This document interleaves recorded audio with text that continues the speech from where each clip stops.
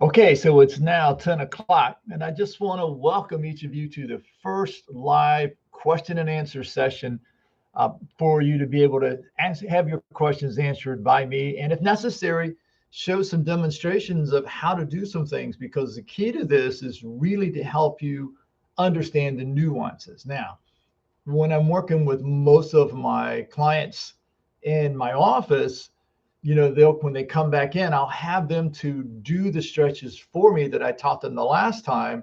And then it's a perfect time to learn some of the nuances. The mechanics of it, of the stretching side, is pretty easy because it's just not that difficult to do.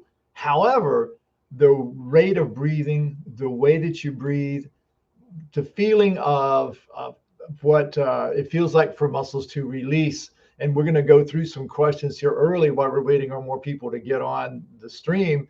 Is That's the real nuts and bolts of what I want to do with these question and answering. So something that's interesting, and I'm going to have a recording of this so you can come back and listen to it later. But here's some of the questions that I will get from people. And the top one is, how do I know when it releases? So when people are used to stretching, we're used to pulling our muscles because we think we are lengthening those muscles. And you've heard me say this in many of the videos that I've talked about. And so the idea is that if I pull really hard, I can get those muscles to get longer, because in my mind, what I'm picturing is that the muscles got shorter and it's causing me pain. And the reality of this is, which is what I've used with the rubber band. We talked about that before. Let me grab my rubber band here. But, you've got a rubber band which represents your muscles. And when it's not tight, it's easy to stretch that rubber band out. But if I start to twist it, and this twisting comes from everything that I think, feel, and do, now all of a sudden you see when I pull, it doesn't go near as far. And it's like, so when I release it, then it starts to let go. So what does that feel like? Well, it's like when you start to stretch a muscle. Let's say, for instance, a calf muscle, and you're sitting there, you've got the strap around the ball of your foot, and you're stretching your calf. You'll feel some discomfort. If you pull too hard, that discomfort will increase in the calf itself, up behind the knee. If when you pull too hard, that you make that hard to breathe because of the pain being there, what happens is the brain then is afraid you're going to hurt yourself, and it will contract and tense that muscle even more. So just like going back to the rubber band, when you pull too hard, now you've got this rubber band really tight like this, and now you're trying to pull this thing apart, versus when it's like this and you pull it apart.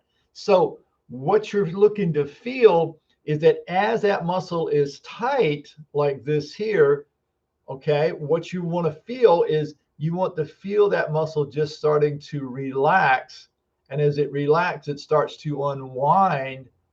And then you'll feel it just like let go. And it's almost like boom, it just lets go. And the weird part about that for people, because they'll say to me, but it didn't hurt. I was looking for pain. Anytime I stretch, the reason I don't like stretching is because it's always painful. And this didn't hurt, but it just felt like everything just turned loose. Yes. And that's the feeling that you're looking for. And the same thing is true with the self massage. When you watch a massage therapist, what we're trained in school is, we are doing a protocol. So we're rubbing up and down the back, rubbing up and down the legs or the arms or the neck. That's a protocol for a massage, particular massage therapy. What we're doing here with self massage is, we're literally and methodically going over the muscle piece by piece, point by point. And now some people will call that trigger point hunting. And the mistake that they make here is, they make the trigger point sound like it's something that is always there. And that if I hit that point, my toe's going to wiggle or my finger's going to wiggle. Well, that's not true. What happens is that as that muscle tenses, it's filling with lactic acid. And there's certain parts in that particular muscle that if you touch, it's going to hurt. The other parts you can touch and you feel nothing. And so whenever I'm working on somebody's arm or leg or back, what it feels like to me is like a hard spot, like it's just hard like a bone. And what I notice is that if I start to press there and I'm listening for their breathing patterns, a lot of times they'll lay there and they're talking to me or whatever. All of a sudden it's like, I know that there's more painful for them. And if I keep them in that state, they're just going to contract that muscle and they're going to make it harder. Well, the same is true for you. So when you're are touching your leg or your back with a tennis ball or your arm, and you're going point by point by point, when you hit one that feels sensitive, the temptation is to go really deep. But don't do that, because what you want to do with that is you want to go just deep enough that your thumb is identifying the spot that is sore. Now, what you're going to do is breathe in through the nose.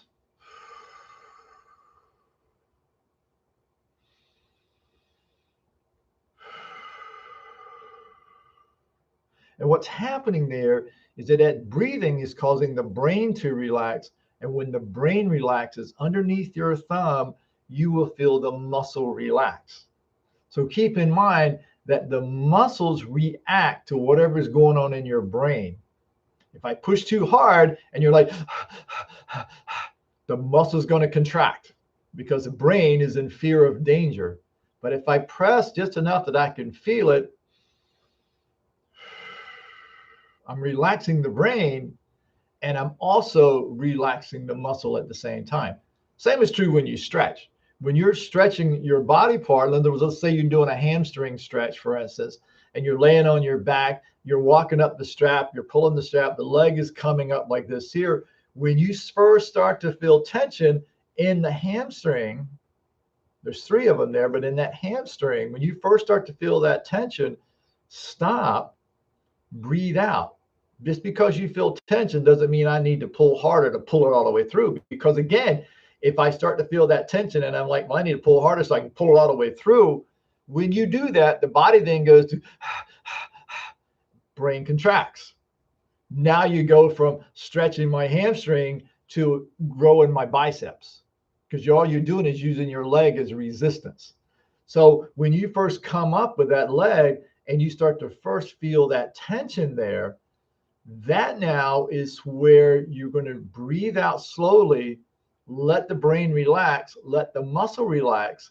And what you'll find is that after 5 seconds, the leg comes down. Then when you come back up, what you're going to find is you're going to find that that muscle is going to release enough that the brain's going, oh yeah, we've done this before, so we can go a little farther.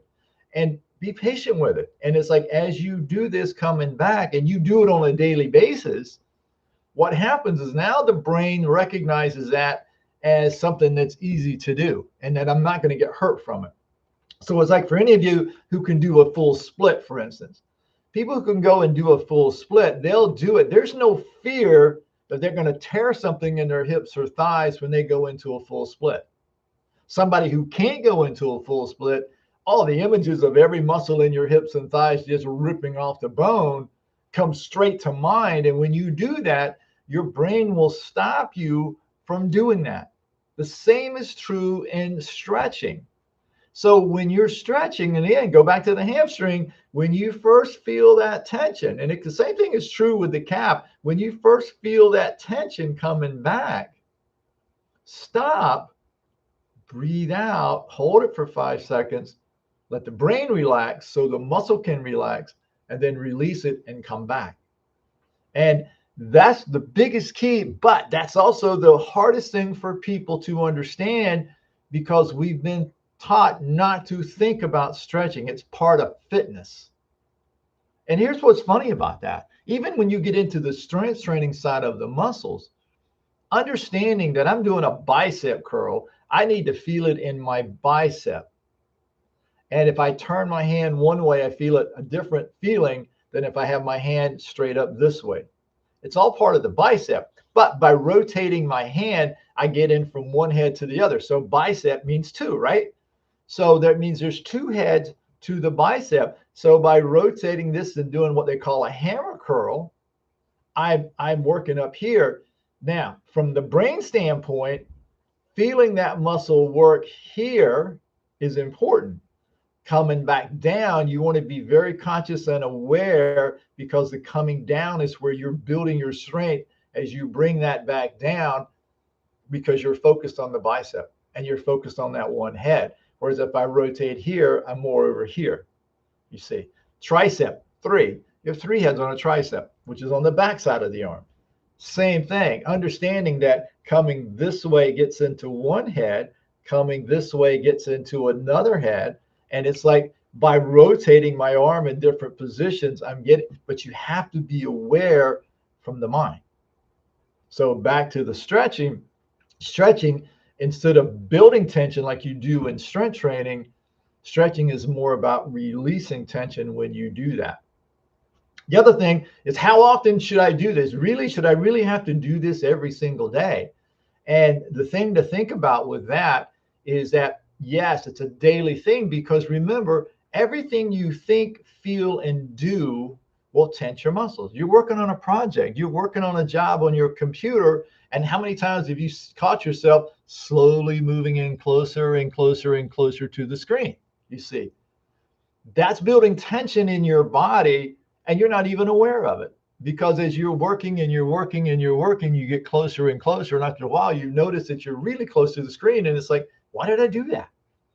It's the thought process.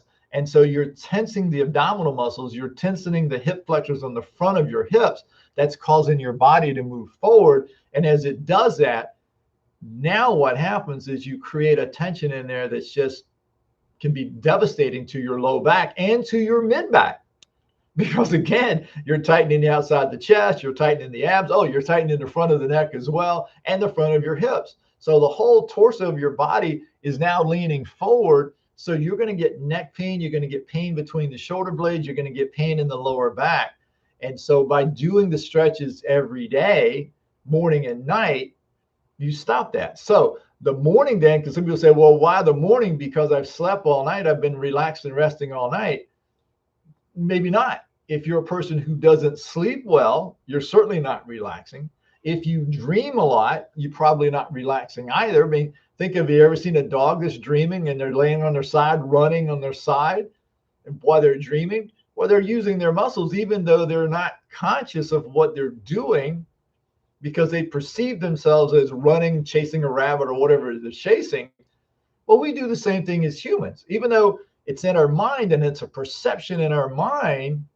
The mind doesn't know the difference between what is perceived and what is real.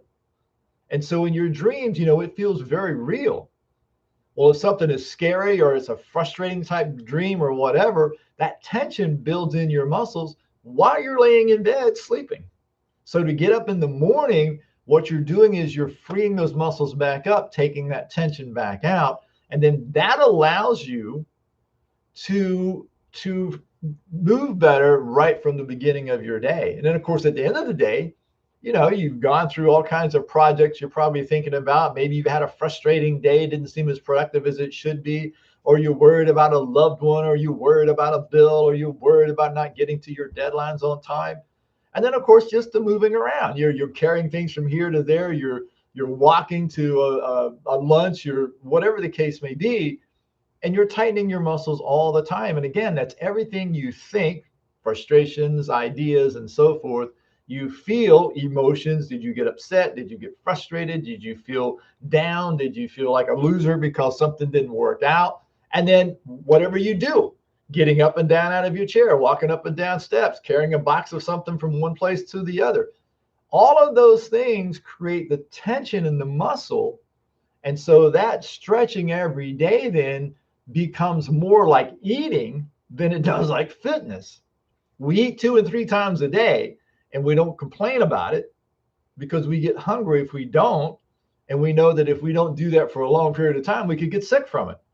Well, stretching works the same way. You really need the same mindset for that, because if you're not doing it on a daily basis and your body's constantly living in that tension, think of the proverbial saber-toothed tiger chasing us, as every mental health person has talked to us in the past about fight or flight response. Then 24 hours a day, 7 days a week, that saber-tooth tiger is chasing you everywhere you go. And so the muscles are always in a tense state. I mean, I've had clients who come in who were dealing with chronic stress over how much or how well they were working out every day. And so the working out is supposed to benefit you. But if you're dealing with chronic stress because you're worried about if you're doing it perfect, if you're doing it enough, if you did it the right way, it can have a detrimental effect on your workout. So the mind then plays a massive role with your muscles. And the one thing that you'll learn from me is that most people we talk to in the healthcare world about muscles have never been taught that. I was never taught that in school. I was lucky enough to have 5 mentors who taught me about the mind's relationship to the muscle.